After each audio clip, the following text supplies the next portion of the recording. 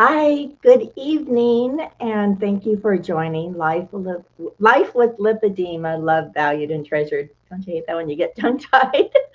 My name is Tamara Carroll, and I'm your host tonight. I would love to know what your weather is like right now and where you're from. And if you could kindly drop that into the comments, that would be fun. I live in West or Eastern North Carolina. My goodness, I'm so tongue tied today. And we got snow for like, we are new here, but I hear that it's very, very rare to show up here in Eastern North Carolina. So we got about 5 inches of snow. And it's been so fun just watching all the children in the neighborhood playing and the parents' creativity, finding things for them to do and how to just experience it. So just would love to know where you're from and do you have snow? Also, wanted to invite you to the conversation this evening. And my guest, I'm so excited to have join me a little bit here and just to be able to share. And I think you're going to learn from her. And I want you to share in your conversation with us. We want to hear your voice and we want to know your questions. So if you have any questions for my guest as we move into the show tonight, just drop them into the comments, okay? So I want to read first the inspiration that I have for tonight, and it's about knowledge. Knowledge is power, community is strength, and positive attitude is everything. And that was by Lance Armstrong, who is, I think he was a cyclist. So I love that we have community and we gather together, we share knowledge, and we try to stay in that positive attitude. So my guest tonight is Siobhan Huggins, and I'm going to read her bio. She is the research specialist, Lipedema Project. Siobhan is on the board of the Citizen Science Foundation. When I read that, I was like, wow, I wonder what that is. She's an expert in keto, specifically in keto for lipedema. She is a passionate advocate for holistic wellness and the host of our book club session. So, in the tribe, we have all kinds of special activities that we do, and one of them is a book club. With a keen interest in nutrition, Siobhan brings a wealth of knowledge and enthusiasm to our discussions. Siobhan presents in conferences internationally, has published several articles in scientific journals, and is an independent researcher with interest in cholesterol metabolism, inflammation, and metabolic diseases. Wow, so smart. With an impressive track record in research and passion for helping others, Siobhan brings invaluable insights into the world of pain management and nutrition. So please welcome Siobhan. Hello. I just find you so interesting, and I'm glad we saved a lot of our conversation for the show tonight because I know the ladies in our community are just going to be so blessed by you. And I always have found you to be so delightful. So just thank you for joining tonight and sharing all your goodness with us. Siobhan, can you take a few minutes and just tell me a little bit about your story and your life with lipedema and how you found out about it? What does that look like for you? Yeah, so I only found out I had lipedema through a series of fortunate events. And basically, what happened is that when I was very young, I struggled with health issues, mainly depression from a young age, and Mm, eventually obesity by the time I was 18. And I tried a lot of calorie restriction. I was vegetarian for a year, but nothing really seemed to make either of those better, or at least not for long. Calorie restriction would actually make the mood swings and irritability and stuff from the depression worse. So that was not great and didn't feel very sustainable. Plus, it made me really hungry. yeah. But at eventually in 2016, I went into my mom's office. She was working on something, I'm sure. And I was talking to her and I was talking about how I was going to do calorie restriction again to lose weight. And I was kind of looking for some encouragement and like, rah, rah, yeah, you can do it. And what she actually said was that she had been looking into ketogenic diets and maybe we should try it out together instead of calorie restriction. And I didn't really know what ketogenic diets were, but she handed me one of those magazines that was like at Mhm. the aisle and checkout. And I was like, Mom, these magazines, they're not. And it's just like, it's the thing I had on hand. Just go read it and look it up and see if you're interested. Mhm. So I did. I went and looked it up online and I found that there were people who found ketogenic diets really helpful for weight loss. There did seem to be some science behind it. And so I said, okay, I'll try it for 2 months, super strict, and it'll either work or it won't. Mhm. And that I felt like that was the fastest way to figure it out, see if it was going to work for me. And if it didn't, I could just, you know, 2 months was going to pass anyway, so might as well Mhm. try something. By the end of the 2 months, I had lost 20 pounds, which had happened with calorie restriction before, but the difference was that it was easy. Like, I didn't feel hungry all the time. I felt like I could just eat when I was hungry and I would lose weight, which was cool. But the other thing that happened at the 2 month point was that I realized my depression symptoms were completely gone. Wow. And I'd been having depression symptoms since I was probably around 9 or 10 years old. So that was weird for me. Mhm. Like was confused for a little while over what I was experiencing. I was in a parking lot and I felt something and I didn't know what it was, and it took me a second to realize that I was just content and Mhm. grateful for my family and grateful for my boyfriend at the time, who's now my husband, Mhm. and grateful for my friends and grateful for my life. And it was an alien feeling to me. Wow. so so the overall keto journey is still ongoing. I still have health improvements that I want to make, and I still experiment all the time. But over the course of the next couple of years, I did lose a substantial amount of weight. I normalized my waist size, no longer have metabolic syndrome. My fasting insulin Oh. is on point. So, very excited about all of those things. But one of the things that happened is that I was experimenting. I was doing a fasting experiment where I was water fasting for 2 weeks, and previous to that, I had lots of fasting experience. But I had posted before and during pictures of that fasting experiment, and several different people reached out to me privately because first was my body shape and how the fat was distributed, like small waist, but then legs and arms were disproportionately large. I had fat pads overhanging on my knees. I had ankle cuffing.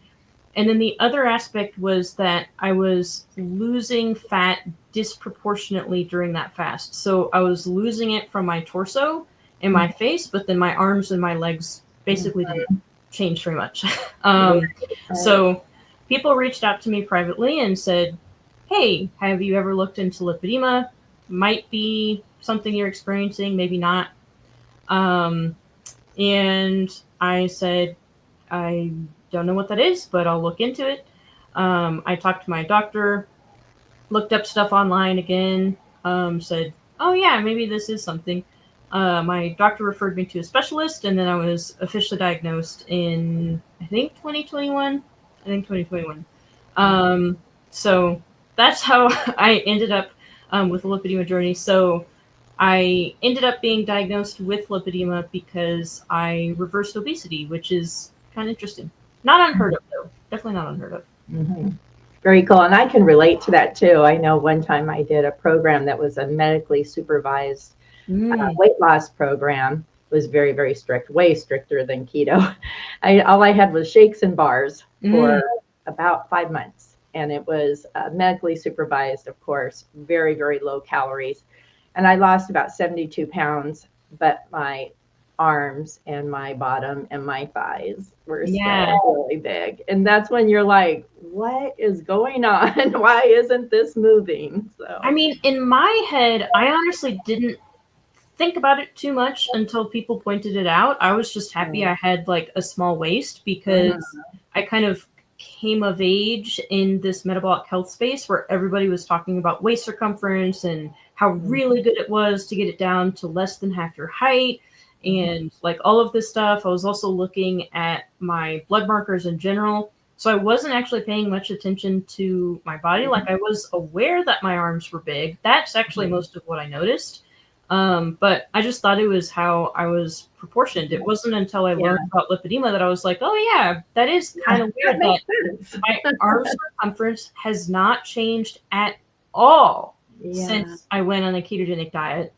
That's kind of weird. Yeah. Yeah. That's awesome, though. It's so great. I love hearing your story. So, how did you get involved with Lipedema Simplified and the Lipedema Project? Yeah, so when I went keto, I spent a lot of time in the keto community. There was the ketogenic forums. I listened to the Two Keto Dudes podcast. Um, and I connected with a lot of people there. I went to conferences, stuff like that.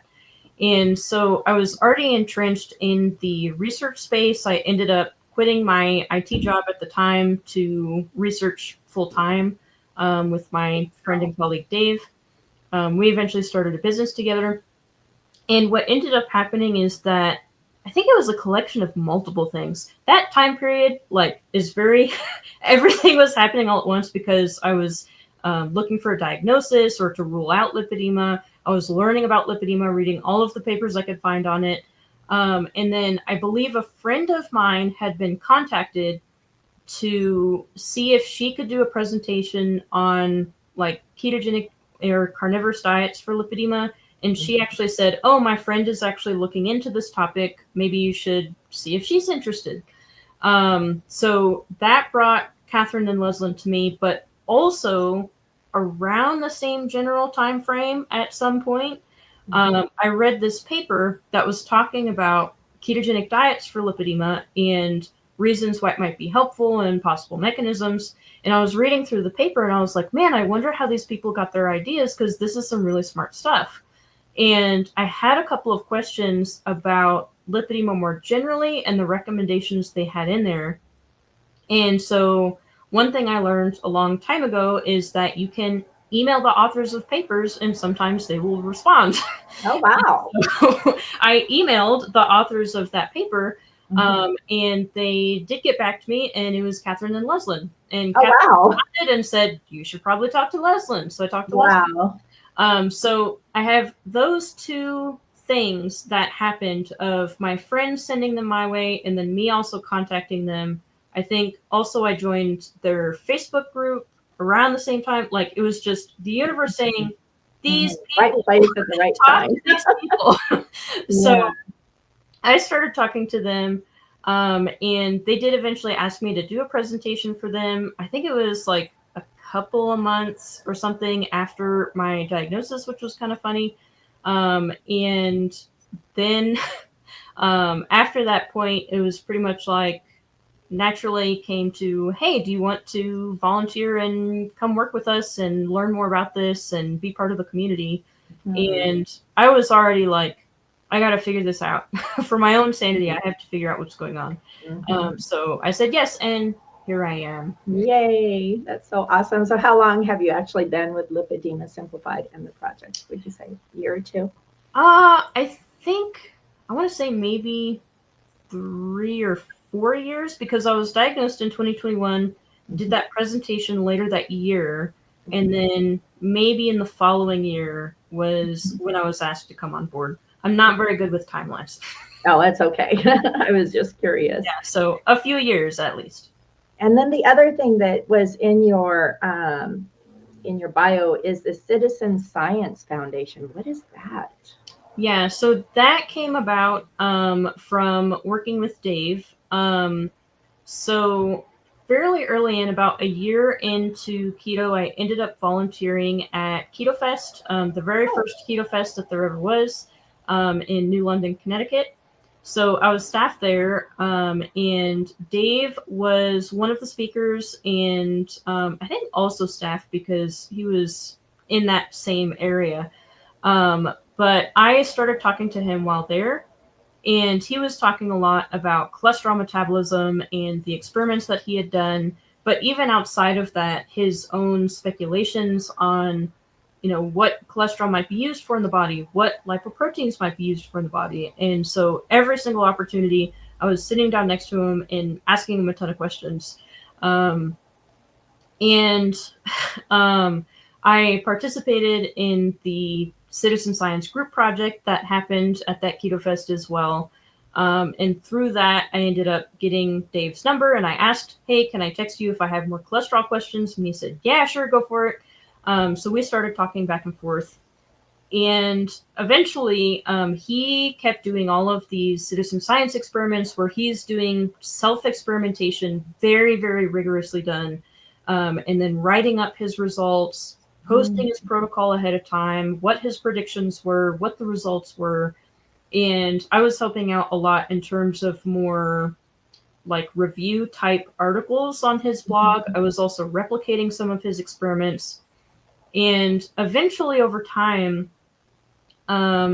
there came this phenotype that was of great interest to both of us, really. And he coined the term lean mass hyperresponder. And these were people who had gone on ketogenic diets and they saw their cholesterol shoot up. So high LDL, but also high HDL and low triglycerides. And typically these people were pretty lean to normal weight, athletic to at least not sedentary. And they fit this pattern. And Dave started putting together this hypothesis essentially of why this pattern kept popping up. Because he kept seeing the same thing over and over again. Same type of lipid profile caused by a ketogenic diet, and then same kind of lean athletic body type. So he started digging through the research, and then I started helping. And he's published papers on the phenotype at this point. And ultimately, so the thing came up where there are people who follow ketogenic diets for medical reasons. So it could be depression, it could be epilepsy, could be lipedema.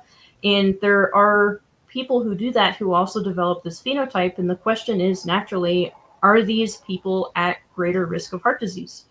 Because that is the number one thing that will always come up with ketogenic diets. Right.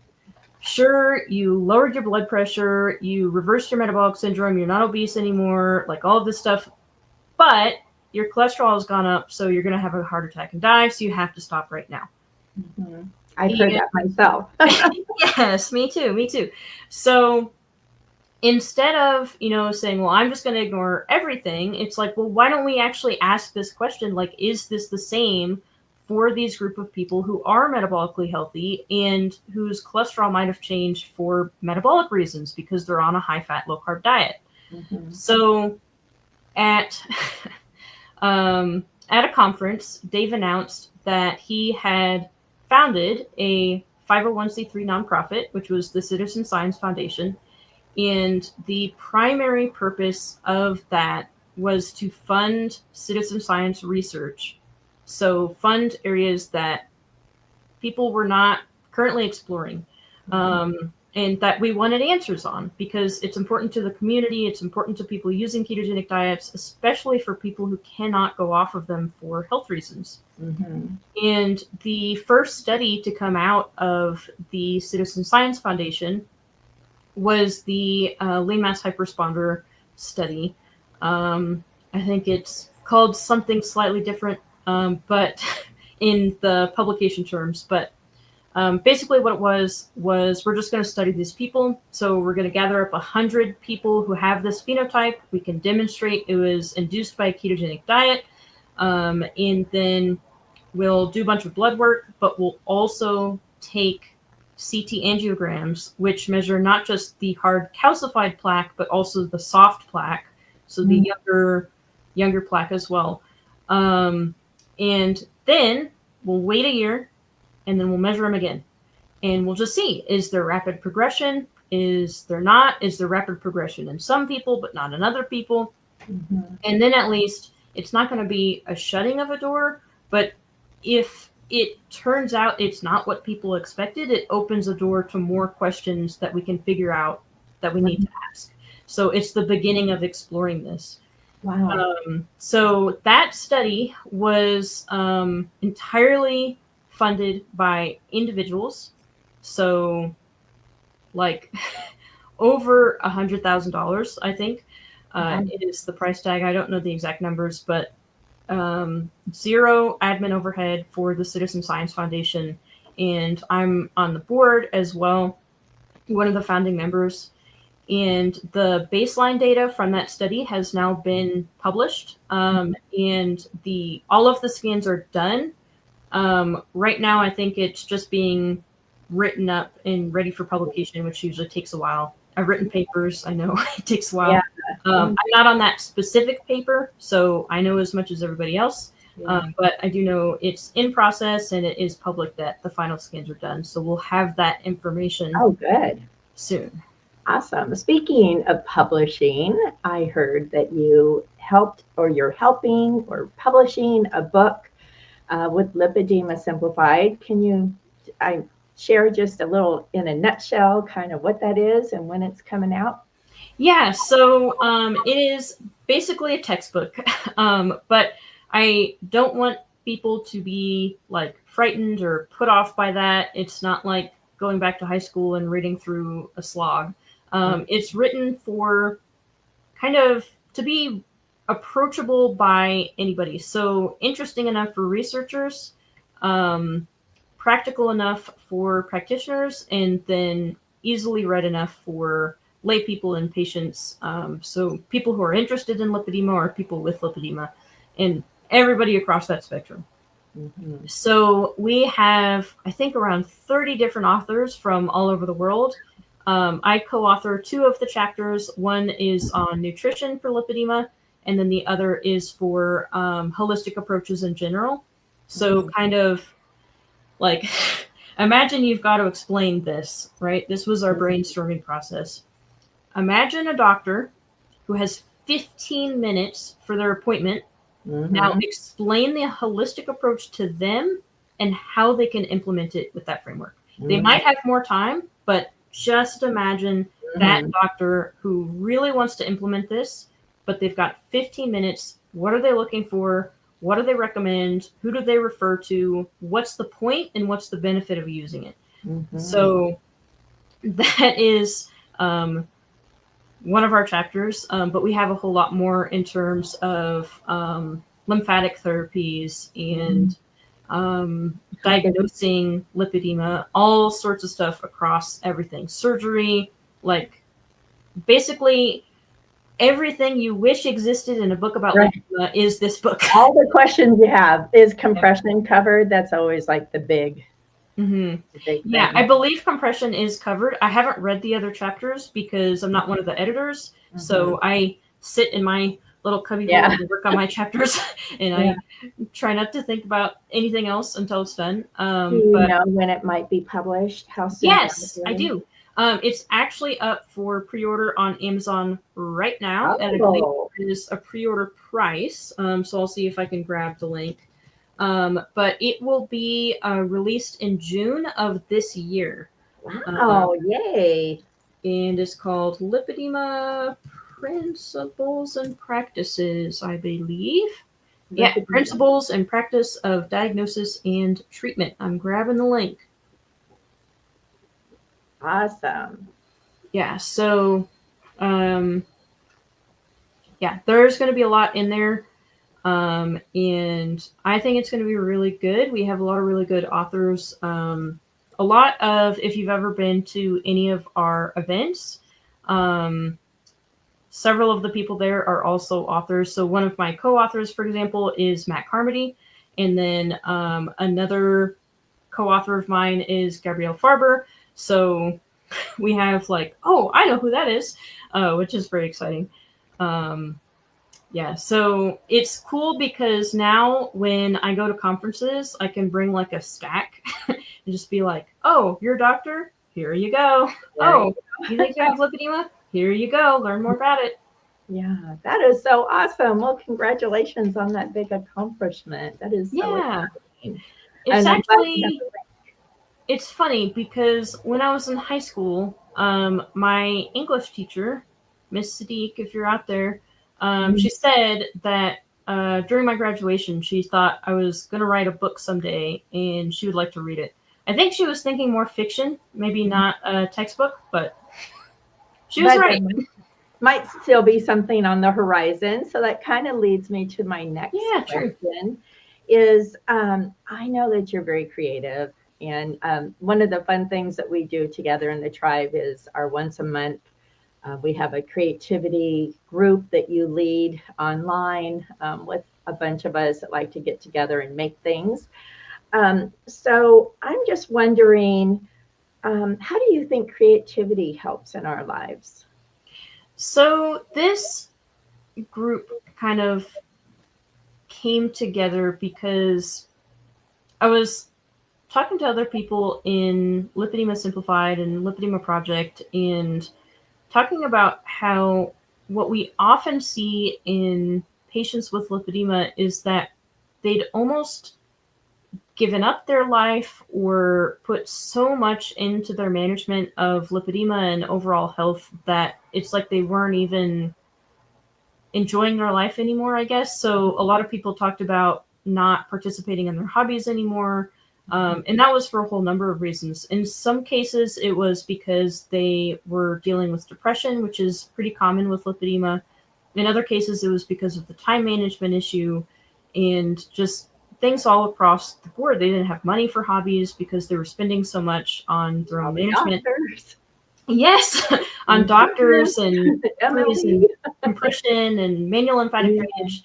yeah. And my thinking, in talking with other people, we agreed like it'd be really nice if we could kind of elevate this up to the next step, where it's not just living life to manage lipedema; it's managing lipedema so that we can live our life. I love And so the creative inspiration corner or artsy fartsy, depending on who you ask, kind of came about from that because it was a space where people could come in, could celebrate their current hobbies, or if they just wanted to hang out with other people and enjoy the creativity in the community, they could come and do that. And along the way, some people ended up picking hobbies back up after coming to the group and hanging out and chatting.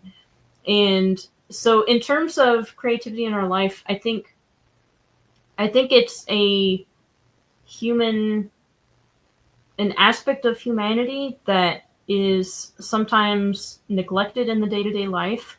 But Mhm.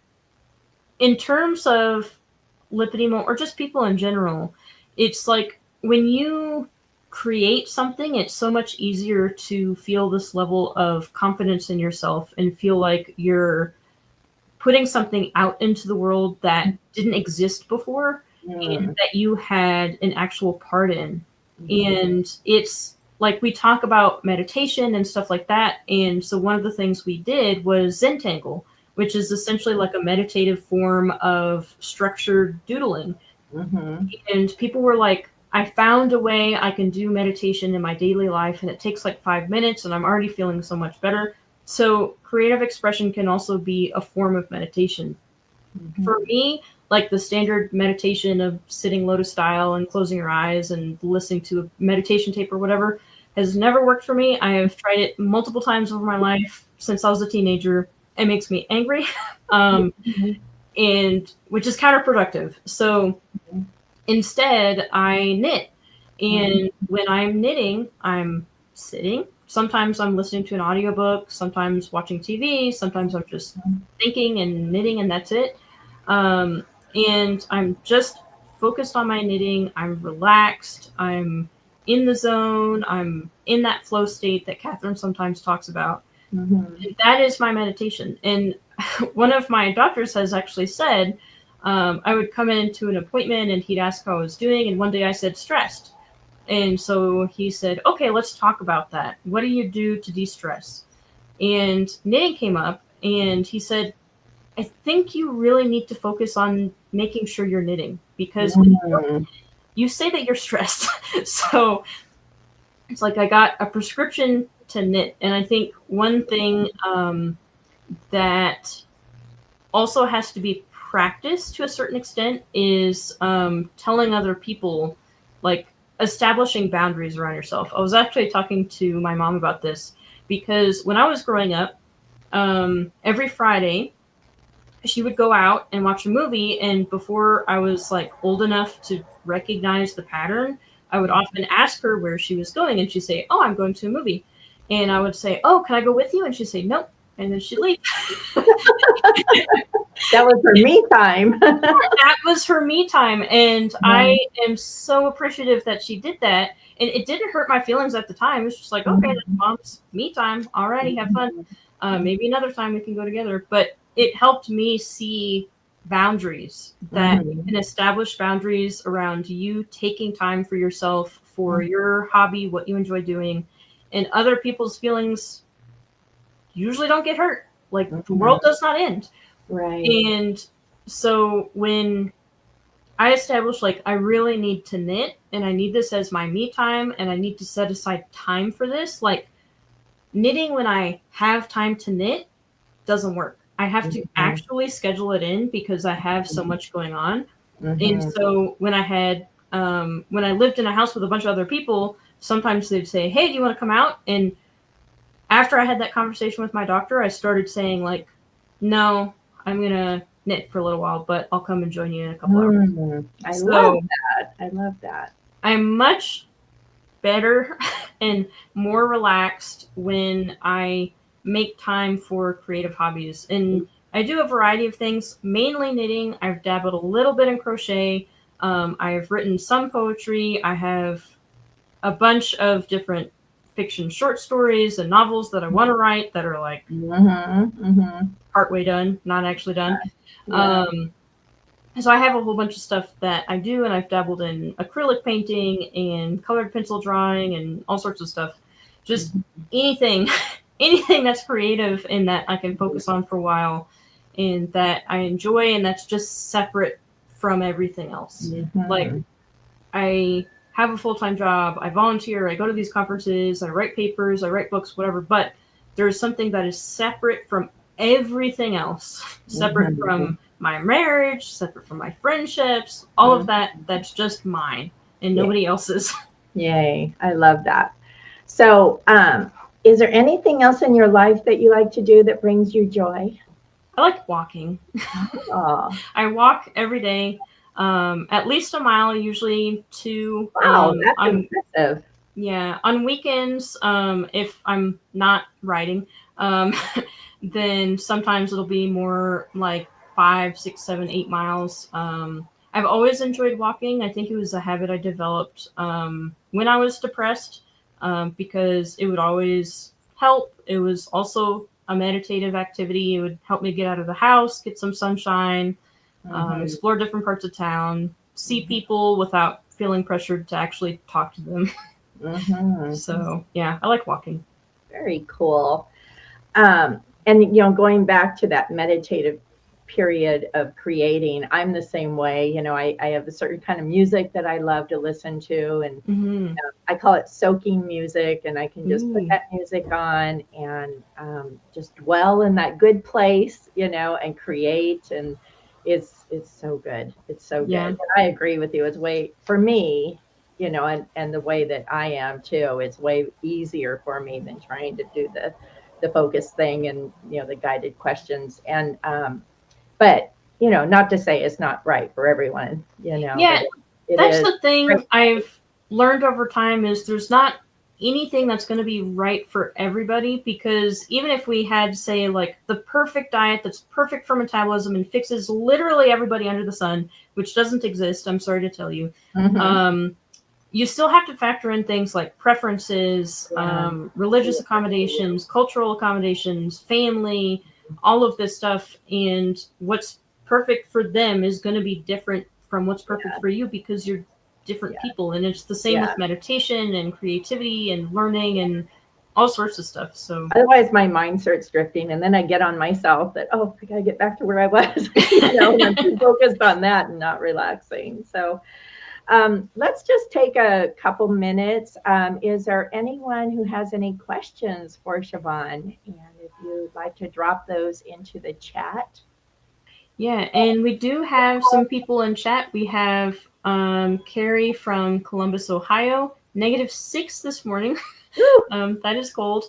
And Sandra in Western Kentucky, 31 degrees, slightly warmer. Mm-hmm. Cheryl from Wisconsin, finally out of the deep freeze of negative temperatures and finally received 2 inches of snow today. Ooh, that sounds fun. Beck, hot and sunny in New Zealand, so we've got the Wow. other side of the Yeah. spectrum. And Carol, 17 degrees in Maryland. So we've got people from all over with all sorts of weather, which is fun. Yeah. So we'll just wait a minute or two and see if anybody has any questions. And of course, if you're watching the replay, you can drop in the questions and we'll make sure that we can get Siobhan to hook up with you if you have any questions later. Yeah. So one of the things that I always like to ask my guests is loved, valued, and treasured. Which one of those words, Siobhan, resonates with you the most tonight, and why? Yeah, I would say loved resonates the most. We had some stuff go on in my family recently, and the thing that I was blown away by was how loving everybody was, how people came together to support the people who needed support the most, how it ended up being that they were okay, they're handling things well, but just knowing that, I mean, I feel like that might be basic, right? Like, our family loves each other. But I've definitely known cases where that wasn't the case. And so I was just super grateful for it in that moment, like knowing if anybody in the family needs anything, we're all there for them and just ready, like coordinated. One of my family members was super coordinated. I was so impressed. Yeah, so loved, definitely feeling that this week and very grateful for it. Absolutely. And if you could use the word loved to speak into our community as a word of encouragement, what would you like to say? It could be towards themselves, or towards someone else. Yeah, I mean, I think that's what I found in the lipedema community too, is that same aspect of there are so many people who are, even though they're all over the world in New Zealand and Kentucky and Maryland and all of that, they do love each other as a community, as a lipedema community, and they are there for you and coordinated and skilled and smart and happy to teach you and give you resources and support you and kind of guide through all of the things that we can do.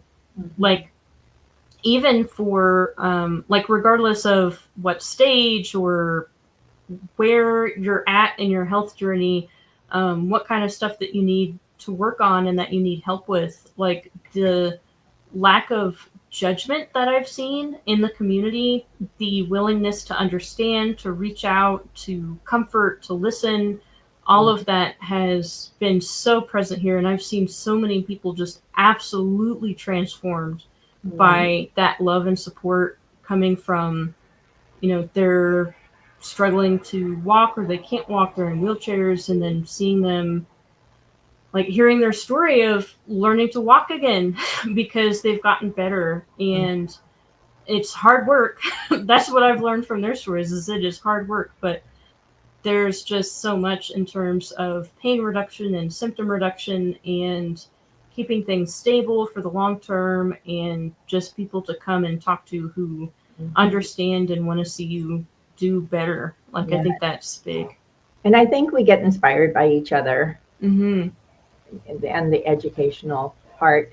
Luann does have a question. She says, how do I educate my doctor? And I know that's a biggie, but I know that we have some brochures that that you can give them. Can you maybe direct her where she could get that? There's a great brochure and the book coming out. Yeah. So the book would be a great one. But we do have some resources. So number one, I would say is we have a one pager. I wonder if I can find it. I bet I have it on my Twitter. So let me pull it up. But basically, what it is it is a roadmap for diagnosis, a simplified roadmap for diagnosis. Okay, I did find it. Yay me. It's a great piece. And Yes. I keep them with me. I take them to doctor's offices. I ask the nursing staff to leave them in the women's restroom. There, it's a great piece. And it also has clinician to clinician, I believe. So, it has links that Mm-hmm. the Yeah. doctor speaks to their language. So, Yeah, and so if they're not as familiar with how to palpate, for example, there's a QR code that goes to our paper where we talk about it a little more in depth. Some of the signs and symptoms of lipedema, like, yes, there are things like what happened with me where they can be very distinctive. You might see the ankle cuffing, you might see the disproportionate weight loss, but there are other things that need to be evaluated before diagnosis can happen. And that paper in that one pager covers that aspect. So that's the number one starting place. The second is that we have Amy's Box of Hope, where we have all sorts of resources and pamphlets and talking about like why MLD for lipedema, why do we recommend it, all of that type of stuff. So that is in there too. That's resources more for the patient side, but a lot of stuff that's in there can be helpful for doctors to understand as you're kind of explaining, can you give me a referral to this type of person? Here's why. So I would say those two places are a good place to start. And then books, yeah. So mainly I'm biased here. I will recommend our book coming out in June because it is something that's going to contain a lot of information for physicians from diagnosis to treatment. That's the whole thing. mhm, mhm. And I think I understood too that with the help of the Lipedema Project and the Lymphatic Foundation, that they're going to start teaching more about lipedema in the medical schools. So Yeah, that seems very promising. yeah, For, yeah. So yeah. it's And for information. yep, I do see Carrie also asked a question. She asked, are you still on keto? What happens if you eat carbs now? Has any other conservative methods helped you? So in order, am I still on keto? Yes, I have been on a ketogenic diet for over 8 years at this point. It'll be 9 years this August. What happens if I eat carbs now? I find it depends. So fruit and stuff with a lot of fructose, like honey and stuff like that, it'll mostly affect my mood. Sometimes it can make me swell really bad. I have tried small amounts of starch, like potatoes, at the end of a meal, and it was okay as far as I can tell. If I eat them too often or like in too large amounts, like going back to the standard American diet or very high carb diets, would not work for me.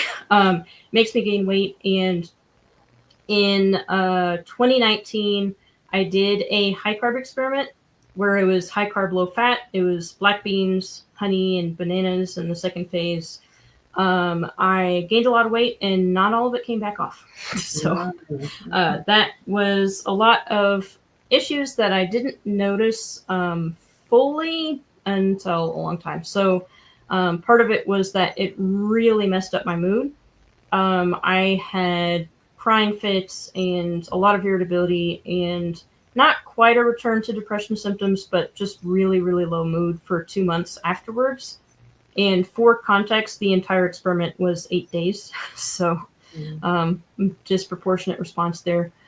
So for me, I don't think a higher carb diet is good in terms for me for lipedema symptoms or depression symptoms. I'll also get other stuff like acne will start coming back. hormonal issues, all sorts of stuff. Mhm. So for me, I think long term, keto is what's going to work best. I think it's in the realm of possibility that I could do something like low carb, like 100 grams of carbs per day. Uh, I don't know that for a fact. I haven't actually tried it. I'm not super interested. Mhm. Um, Well, this I is working for you for sure. Yeah, I mean it's working for me, and I just don't like plants that much. So Mm. um, yeah, so mainly when I eat carbs, some things that can happen, again, it depends on what it is and how much. Swelling, sometimes there can be a return to some of the sensitivity Mhm. in the areas that have lipedema. Digestive upset, uh, mood issues will happen pretty quickly, acne.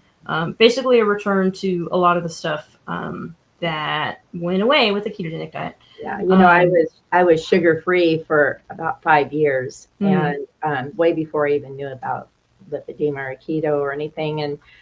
And then I started eating a little bit more over the holidays, and oh my gosh, the pain, and I know that the carbohydrates also can convert to sugar, mm-hmm. basically. But oh, I'm just like, I am so over it. It is not worth it. Yeah. So I'm, And oh gosh. yeah, I think that's the thing with lipedema is you just have to figure out, and including other health issues as well, but you just have to figure out what's going to work for you. Because I think there can be different tolerance limits because I have known people who were more low carb or moderate carb or paleo, Mhm. but they were doing okay with their lipedema symptoms, and other people who just needed to be super strict. Yeah. I think I'm much further on the need to be stricter end, especially because I'm very prone to weight gain when my Mm. carbs creep up. Mhm. So, I don't even want to get on the scale right now. I yeah, just I think know if that I'm feeling. right, I'm good. I I take measurements. I find that much easier. Yeah. And then, has any other conservative methods helped you? Yes. I weared compression for a long time. I found that very helpful when I had that tightness and heaviness. Sometimes I'd feel a lot of fatigue, and like whole body compression actually helped. Wow. Pool exercises, particularly in the summer when I was swelling. One of the major things was that I worked with well, I still work with her. I work with a lymphatic therapist where we initially started with manual lymphatic drainage to get the swelling that I was experiencing down. Mhm. But then we also started working on deeper techniques when my body was ready for it, and slowly worked up over time. Mhm. So things like machine assisted cupping, using scanning tools, basically breaking up a lot of the scar tissue. Wow. Um, and I found that it has not like reversed lipedema tissue in my arms or anything like that. It did seem to soften a lot of the scar tissue. And I did find that like the texture in my legs improved a lot. So the fat on my thighs is more soft, like it should be, Mhm. which is Mhm. nice. Mhm. Um, and the swelling in my legs went down dramatically. So the Did you reason, feel that excuse me, did you feel like my legs feel like they're in concrete a lot. So Mhm. did you feel like any of that went away? Oh yeah, for sure. My legs swell a lot less. They usually the only time I run into the concrete feeling is when it's really, really, really hot and I'm swelling from the heat. In which case, I usually go straight to the pool because Mm. when it gets that bad, that's like the only thing that helps. And then on flights, I'll usually temporarily swell for a couple days, and I'll try to see if I can find a pool, and if not, I'll wear compression and fast until I come back down. Wow. But yeah, so I would say the deeper manual techniques of breaking up that scar tissue, going very, very slowly, backing off if it was ever painful, It is all painful of for that me stuff. too. Yeah. Yeah. And the thing is, like, we started, like, we just went really slow. So initially, I would say I was more sensitive. A lot of the pain did resolve with a ketogenic diet, which was nice. I think that set me up really well Mhm. to do Yeah. that kind of work. And then the cool thing about the machine assisted cupping is you can manually adjust the pressure. So we could go super, super light pressure and then gradually over like a year build it up. Okay. But the reason I don't usually wear compression anymore is I find it doesn't help as much after my legs have improved a lot. Good deal. That's awesome. Just before we wind things up, I know that we have an event coming up in April. Can you share briefly on that? Yes. So our event is going to be focusing on a holistic approach to surgery. So what does that mean? How does that make any sense? Basically, surgery is not just surgery. There's a lot that goes into it, from the mindset of, do you even actually want surgery? Some people don't. And how do you prepare for it? How do you prepare for coming out of it? How do you maintain your life afterwards? And are there things that you should address before going into surgery? Like, we know that lipedema can come with fat tissue that is really hard to lose, but often it can also come with obesity. And if we can address the obesity before heading towards surgery, that can decrease risk of complications. And in some cases, people may, reverse obesity, like in my case, and then find, oh, my quality of life is actually good, and I don't think I need surgery. I don't think, like, the question I ask myself, because I'm aware circumstances can change, and I like to have guidelines ahead of time, so I kind of know where I am at any given point. And the question that I ask is, if I got surgery today, would it improve my quality of life? So would it decrease some amount of pain? Would it increase my mobility? What would it do for me? And currently the answer is, it would mostly be aesthetic. So, like, that is my guiding post, but other people, that question may be something different. But that's part of what the event is talking about, is how to ask these questions, how to approach them, what to think about. And then other things like, what are the best practices of lipedema surgeons? Because it's not like there's guidelines for lipedema surgery. It's a newer thing. And then what are realistic expectations? Because I have seen some people mention some things like, yeah, I can't wait for surgery, so I don't have to eat a ketogenic diet or wear compression anymore or go get manual lymphatic drainage. And from the information we currently have, it really is that conservative therapies have to come before surgery and after surgery. So it's not it's part of a larger comprehensive plan. So really discussing that of, are you actually going to get what you want out of surgery, is another good question to ask. And we'll have doctors and experts and those type of people at our event as well. Yes, definitely. We'll have people who do lipedema surgery. We'll have someone who I consider best practice for lipedema surgery care. He's out of Germany. And yeah, so we'll just be talking about it. And surgery isn't something we focused a lot on until we saw that people did have a lot of questions surrounding it, and they wanted to approach this from a place of being well informed. Right. And just figuring out, is it something that is going to benefit them, or is it not? In some cases, yes. There's definitely been people who just reducing that amount of tissue that was throwing off their balance, for example, or impairing their mobility or causing a lot of pain, that nutritional intervention wasn't helping with or didn't fully resolve. I think those are like grade A cases of, yeah, I'm not surprised they came out of that, and we're really happy about it. Well, good. And Barb, I just want to say that my guest for next, I meet every 2 weeks. She had asked, what is the estimate cost of the surgery? And a lot of times that just depends on the doctor and your insurance and all of that kind of good stuff.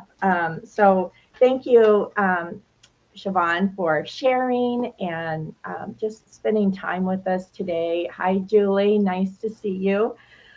Just wanted to let you know that, again, on Wednesday, February 12th, will be my next showtime, and I will have Michelle, I can't say her name right, Jacqua, who is really the expert in working with insurance companies and talking about surgery. So be sure and try to come again on Wednesday, February 12th at 6 p.m.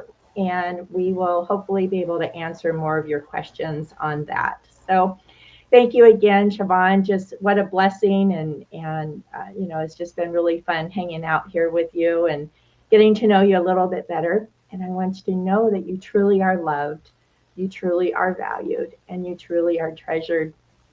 And to our community, you too are loved, valued, and treasured. And we will see you on the 12th. Thanks. Bye bye, everybody. Bye.